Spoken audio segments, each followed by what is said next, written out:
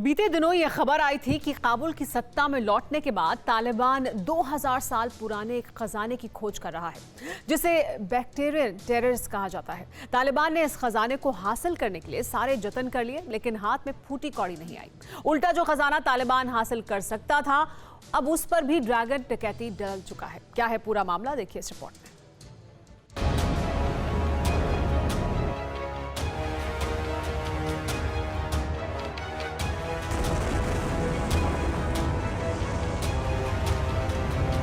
Iron, copper, lithium, cobalt, bauxite, mercury, uranium, chromium और ना जाने क्या क्या पठानलैंड की जमीन के नीचे दफन है। जिन सड़कों पर आजकल हथियारबंद तालिबानी टहल रहे हैं, उसके नीचे बेशकीमती कुदरती खजाना दफन है। वैज्ञानिक भी मानते हैं कि अफगानिस्तान में जमीन के नीचे खनिज संसाधनों का भंडार है, जिनकी खोज करने की प्रक्रिया अभी शुरू भी नहीं हुई है। इसी खामी का फायदा ड्रैगन ने उठाने का निश्चय किया है। ऐसा माना जाता है कि अफगानिस्तान के पास गैर ईंधन खनिजों का खजाना है। ऐसा खजाना जिसके सामने $1 ट्रिलियन की रकम जो है वो भी फीकी पड़ जाए।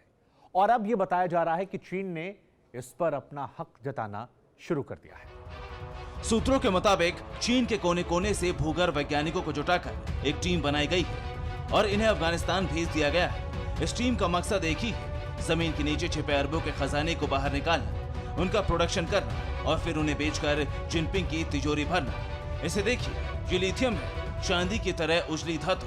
इलेक्ट्रिक कार हो, ई रिक्शा हो या फिर मोबाइल फोन की बैटरी, सब में लिथियम का इस्तेमाल किया जाता है।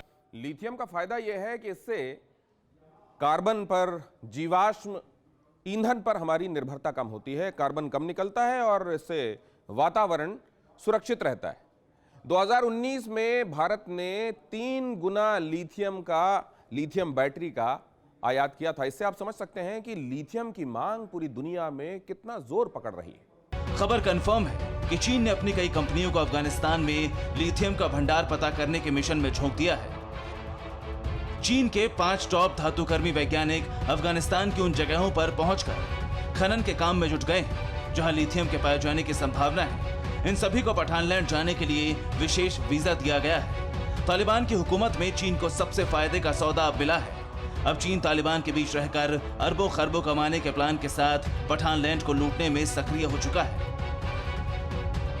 तालिबान ने अपनी ही मातृभूमि की कोख का सौदा कर दिया है। आज से 17 साल पहले तालिबान को सत्ता से हटाने के बाद अमेरिकन जियोलॉजिकल सोसाइटी ने एक सर्वे करा है। 2006 तक ये सामने आ चुका था कि अफगानिस्तान में बेहिसाब खनिज संपदाएं हैं। जमीन के नीचे इतना खजाना है कि कई देशों की जीडीपी भी उसकी तुलना में कम पड़ जाएगी। लिथियम के अलावा अफगानिस्तान में जो खजाना चीन ढूंढ रहा है, उसका नाम है नायोबियम।